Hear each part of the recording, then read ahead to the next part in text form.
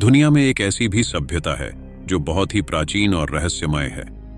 उस सभ्यता का नाम है माया सभ्यता।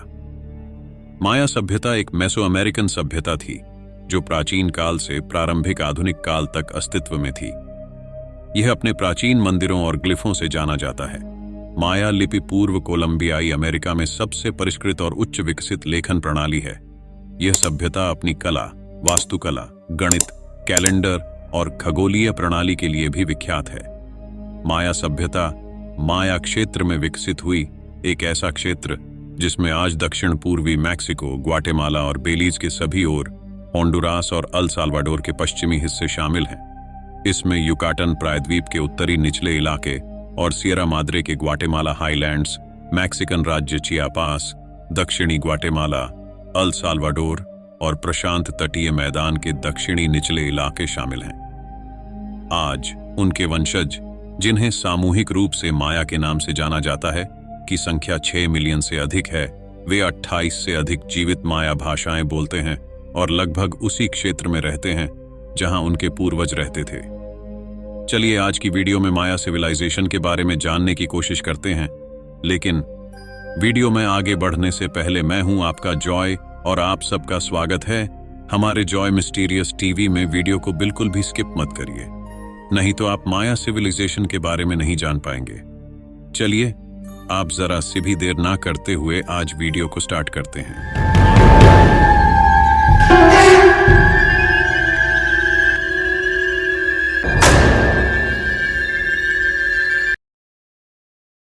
वीडियो को स्टार्ट करते हैं। माया सभ्यता का इतिहास 3 प्रमुख अवधियों में विभाजित है: प्री क्लासिक, क्लासिक और पोस्ट क्लासिक।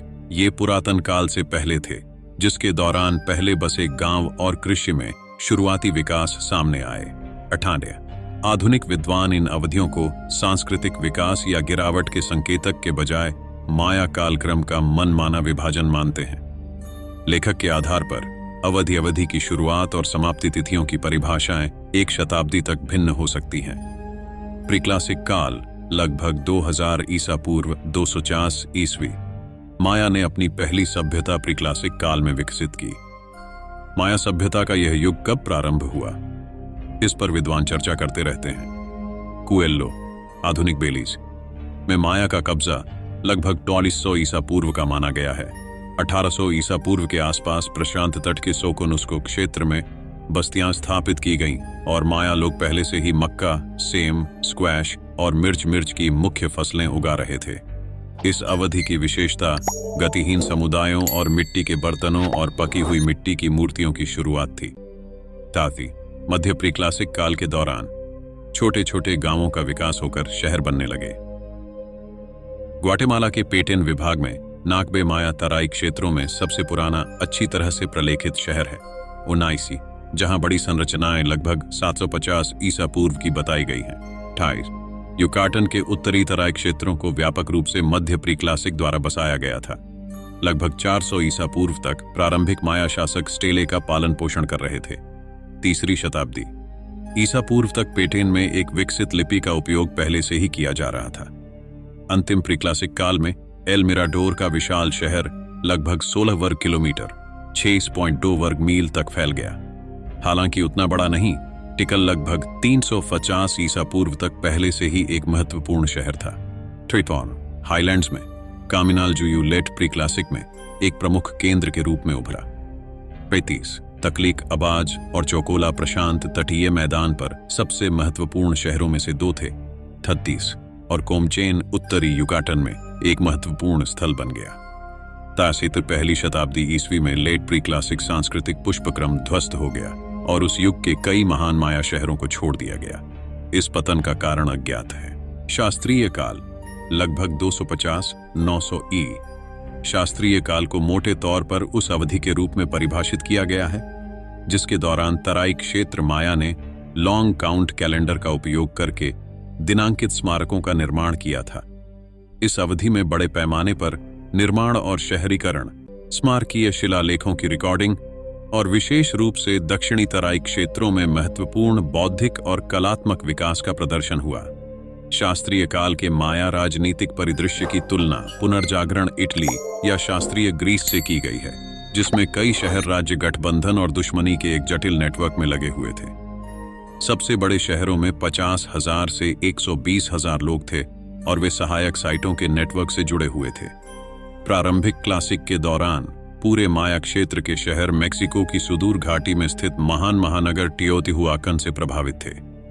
300 में टियोतिहुआकन ने टिकल और आसपास के अन्य शहरों में निर्णायक रूप से हस्तक्षेप किया, उनके शासकों को अपदस्थ कर दिया और एक नया टियोतिहुआकान समर्थित राजवंश स्थापित किया। इस हस्तक्षेप का नेतृत्व सियाजकाकी बॉर्न ऑफ फायर ने किया था, जो 368 की शुरुआत में टिकल पहुंचे थे। टिकल के राजा चकटोकीचाक प्रथम की उसी दिन मृत्यु हो गई, जो एक हिंसक अधिग्रहण का सुझाव देता है। एक साल बाद सियाजकाकी ने एक नए राजा यक्स नून अहिन प्रथम की स्थापना का निरीक्षण किया। इससे राजनीतिक प्रभुत्व का दौर शुरू हुआ, जब टिकल केंद्रीय निचले इलाकों में सबसे शक्तिशाली शहर बन गया। टिकल का महान प्रतिद्वंद्वी कैलकमुल था, जो पेटेन बेसिन का एक और शक्तिशाली शहर था। टिकल और कालकमुल दोनों ने सहयोगियों और जागीरदारों की व्यापक प्रणाली विकसित की। इनमें से किसी एक नेटवर्क में प्रवेश करने वाले कम शहरों ने शीर्ष स्तरीय शहर के साथ अपने जुड़ाव से प्रतिष्ठा प्राप्त की और नेटवर्क के सदस्यों के साथ शांतिपूर्ण संबंध बनाए रखा। टिकल और कैलकमुल एक दूसरे के खिलाफ अपने गठबंधन नेटवर्क की पैंतरेबाजी में लगे हुए हैं। क्लासिक काल के दौरान विभिन्न बिंदुओं पर इनमें से एक या अन्य शक्तियां अपने महान प्रतिद्वंद्वी पर रणनीतिक जीत हासिल करेंगी, जिसके परिणाम स्वरूप संबंधित अवधियों में पुष्पन और गिरावट होगी। जाकुलेओ ग्वाटेमाला हाईलैंड्स में पोस्ट क्लासिक मैम साम्राज्य की राजधानी थी। यद्यपि बहुत कम हो गया, प्रमुख शास्त्रीय काल के शहरों के परित्याग के बाद पोस्ट क्लासिक काल में माया की एक महत्वपूर्ण उपस्थिति बनी रही। जनसंख्या विशेष रूप से स्थायी जल स्रोतों के पास केंद्रित थी। संकुचन के पिछले चक्रों के विपरीत पोस्ट क्लासिक में परित्यक्त भूमि को जल्दी से पुनर्स्थापित नहीं किया गया था। गतिविधि उत्तरी तराई क्षेत्रों और माया हाईलैंड्स में स्थानांतरित हो गई। इसमें दक्षिणी निचले इलाकों से प्रवासन शामिल हो सकता है, क्योंकि कई पोस्ट क्लासिक माया समूहों में प्रवासन मिथक थे। 11वीं शताब्दी में चिचेन इट्जा और उसके पूर्व पड़ोसियों में नाटकीय रूप से गिरावट आई और यह क्लासिक काल के पतन की अंतिम कड़ी का प्रतिनिधित्व कर सकता है। चिचेन इट्जा के पतन के बाद 12वीं शताब्दी में मायापन शहर के उदय तक माया क्षेत्र में एक प्रमुख शक्ति का अभाव था। कैरेबियन और खाड़ी तटों के पास नए शहर उभरे और नए व्यापार नेटवर्क बने। उत्तर शास्त्रीय काल को पूर्ववर्ती शास्त्रीय काल से परिवर्तनों द्वारा चिह्नित किया गया था। ग्वाटेमाला की घाटी में एक समय के महान शहर कामिनालजुयू को लगभग 2000 वर्षों के निरंतर कब्जे के बाद छोड़ दिया गया था।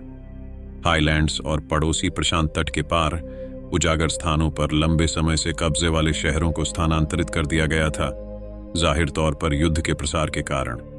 उद्धरण वांछित शहरों ने अधिक आसानी से संरक्षित पहाड़ी स्थानों पर कब्जा कर लिया, जो गहरी खाइयों से घिरे हुए थे। खाई और दीवार की सुरक्षा कभी कभी प्राकृतिक इलाके की पूरक होती है। इस समय ग्वाटेमाला हाईलैंड्स के सबसे महत्वपूर्ण शहरों में से एक कुमरकज था, जो आक्रामक कीचे साम्राज्य की राजधानी थी। माया राज्यों की सरकार युकाटन से लेकर ग्वाटेमाला हाईलैंड्स तक अक्सर एक परिषद द्वारा संयुक्त शासन के रूप में आयोजित की जाती थी। हालांकि व्यवहार में परिषद का एक सदस्य सर्वोच्च शासक के रूप में कार्य कर सकता था, जबकि अन्य सदस्य उसके सलाहकार के रूप में कार्य करते थे।